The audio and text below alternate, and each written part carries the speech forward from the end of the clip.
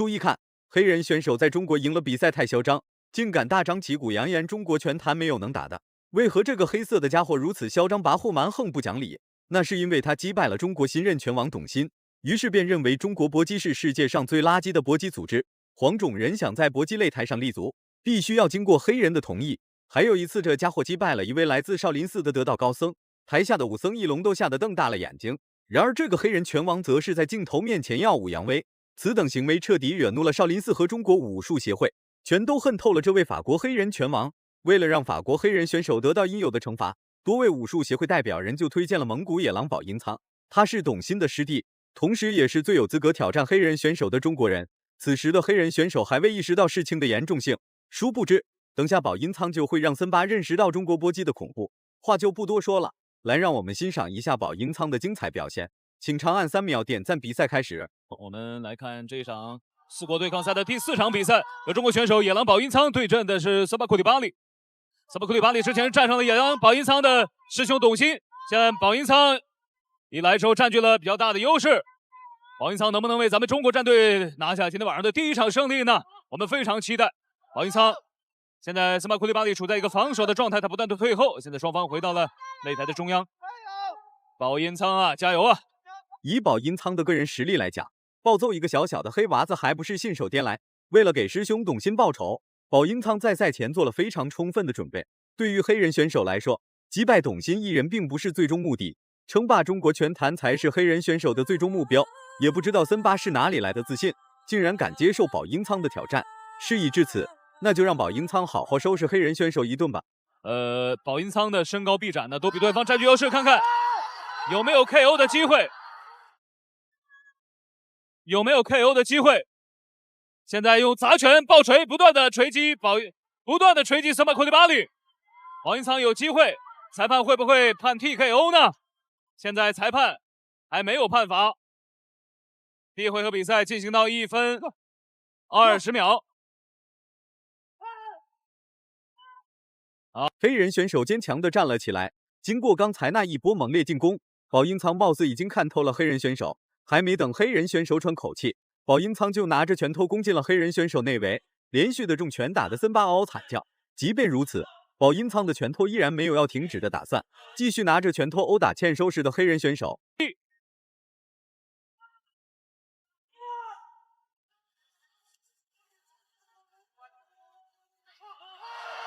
森巴库里巴里又是到了地面，现在看看保英仓的地面的攻势。连续的锤击、砸拳、爆锤。我们太希望中国战队能够拿下今天晚上的第1场胜利了。现在感觉森巴库里巴里已经有点小晕了啊，这个头呢已经有点支不住了，在自己的脖子上面。我们看看他的眼神，不知道黑人选手是如何打败的董鑫。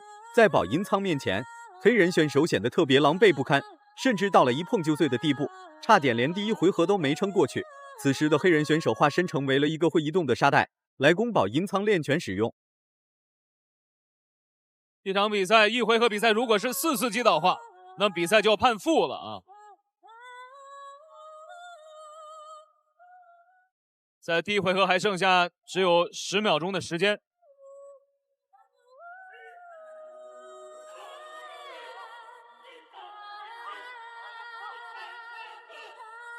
这个森巴库里巴里啊，现在是在勉力的支撑啊。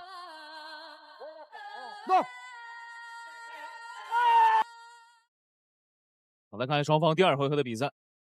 在第1回合当中，第2回合开始了，黑人选手完全就不是保英仓的对手，不出手是不出手，一旦出手，那么黑人选手就少不了一顿揍。保英仓完全可以在第1回合将其终结 KO， 但为了给师兄董鑫报仇出口恶气，暂且给森巴留了一线生机。到了第2回合的森巴丝毫没有意识到危险已经悄悄来临，等待森巴的将会是无尽的折磨。显然没有恢复啊，还是绵软无力的一个状态。双方开始了角力，看看是不是要把比赛拖入到地面呢？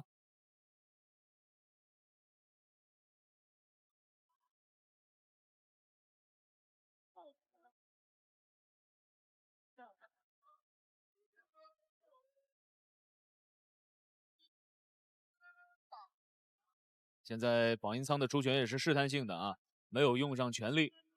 在第一回，别人的前刺拳都是用来试探的，但宝银仓的刺拳是用来攻击的。连续的刺拳打得森巴摇摇欲坠，站不稳，说不定下一秒都会因为宝银仓的刺拳而被击倒一次。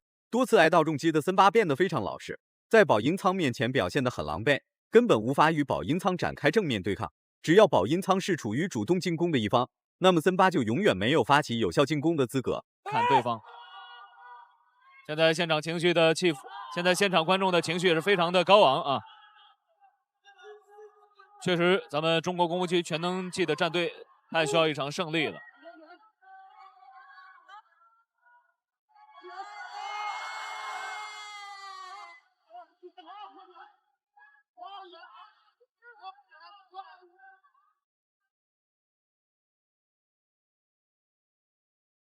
得亏黑人选手有个皮糙肉厚的身躯，不然早就被宝银仓的重拳打成了筛子。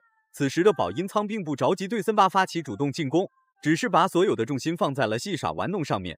但宝银仓所打出的每一拳都很沉重，反观快被打迷糊的森巴已经乱了，不知道宝银仓所实施的进攻是假动作还是真实动作，这个最基本的真假动作都无法分辨。看来森巴的大脑已经被宝银仓的重拳打坏了。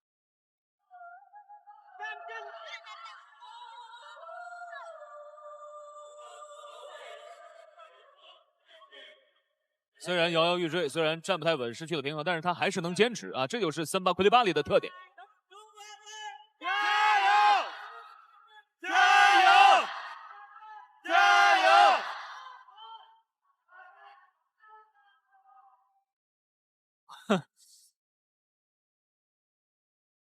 宝银仓连续的重拳打得森巴嗷嗷惨叫，甚至连站都站不稳。即便如此，森巴依然在苦苦坚持，并暗示宝银仓的实力不行，打出的拳头力度不够。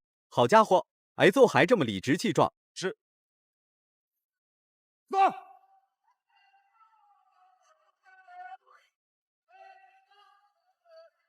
好，双方最后一个回合的决定回合，宝银仓应该是全力出击啊，不要留力了。第一、第二、第三回合开始了，森巴还在宝银仓面前晃来晃去，不知道的还以为森巴有多厉害呢。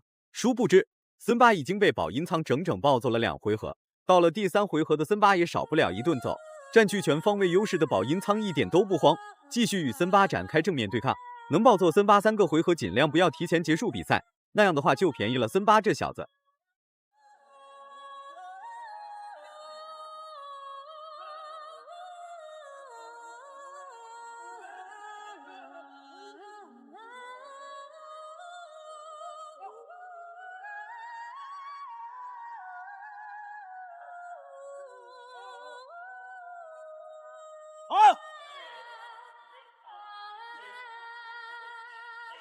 现在宝银仓出拳落空的机会也比较大，森巴的勇气提升了不少，竟然敢对宝银仓发起主动进攻，看来还是宝银仓打得太轻了。综上所示，宝银仓打得已经够狠得了，连续的拳法进攻一刻都没有停歇过，时时刻刻都在威胁着森巴的生命安全。但森巴的身躯就像是石头一般坚硬，宝银仓的拳头根本打不穿森巴的防御。森巴库利巴里是在摇臂啊。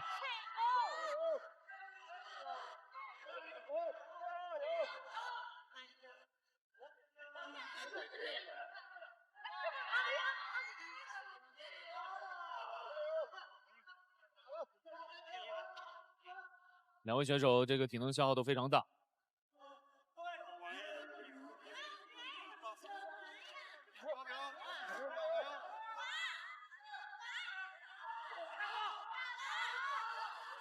黑人选手终于想到了这是一场综合格斗，开始实施下前抱摔规避宝银仓的拳法进攻。然而宝银仓能站在擂台上为师兄董欣报仇，必然是做足了准备。抱摔没有成功的森巴再次与宝银仓展开正面对抗，殊不知森巴的噩梦还是3秒钟到达战场。哎呀，但是你觉得宝银仓这场比赛啊，出拳的命中率还是稍微低了一点，其实有好多次机会。双方又回到了站立拼拳的状态当中，就是宝银仓每一次对方摔倒之后跟上去这一拳都没有打中，可惜。好，又是一记重拳。森巴挨的揍已经很多了，挨到的重击也数不清楚了。再这样打下去，恐怕森巴会被拉进医院强制接受检查。不嗑药的情况下，怎么会如此扛揍且不倒下？这一次击倒属实有点不清不楚，保音仓都没碰到森巴，森巴就坐在了地上。最终比赛结束了，森巴的噩梦也随之结束。再打了个坐地不起，本场比赛结束。比赛结束啊！我们也希望保音仓能够为咱们中国博格森功夫全能军战队拿下一场胜利。当然还是要等待裁判的打分。声音大一点，等会儿他要宣布了再压下去，再接下面音乐。最终保音仓获得了胜利，虽然没有直接将森巴打昏在擂台上，但保音仓整整暴揍了森巴3个回合，一刻都没有停止过。甚至保音仓实施了全方位的暴揍，最起码保音仓给师兄董鑫报了仇。如果满分是100分的话，你会给保音仓打几分？视频到这就结束了，咱们下期不见不散。